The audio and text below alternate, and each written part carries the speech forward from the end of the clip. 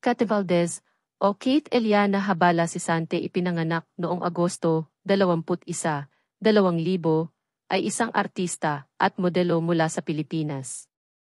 Siya ay kilala sa kanyang papel bilang Violet sa Destiny Rose, bilang Mira sa Encantadia, bilang Natalie Rosemarie sa Onanay, bilang Caitlyn sa Anak ni Waray Les Anak ni Biday, bilang Bianca Hope sa Unika Hija, at bilang ina sa Shining Inheritance.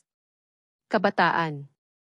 Si Kate Valdez ay ipinanganak bilang Kate Eliana Habala Sisante sa Tres Martires, Cavite, kina Edmond at Teresita Habala Sisante.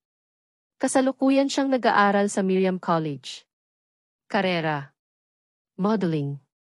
Nagsimula si Valdez sa pagmumodel habang nasa elementarya pa lamang at sumali sa mga amateur na beauty pageants. Natuklasan ni Valdez ang kanyang talento sa pag-arte nang sumali siya sa mga dulaang pambalitaan. Pag-arte.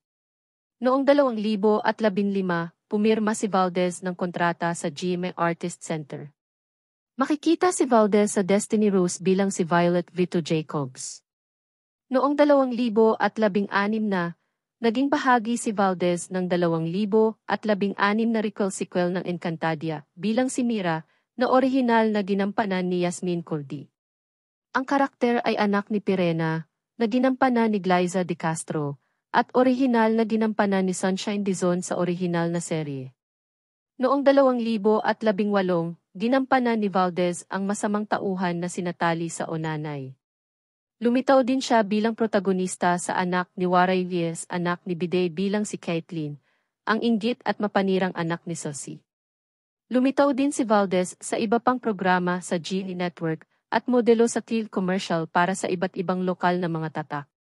Sa huli ng 2022, nagsimula siyang umarte bilang protagonista sa dalawang papel, si Hope Marasigan na isang kopya ni Bianca Sebastian sa mataas na rating na drama sa Siyensya Pantasya. Unika Hija.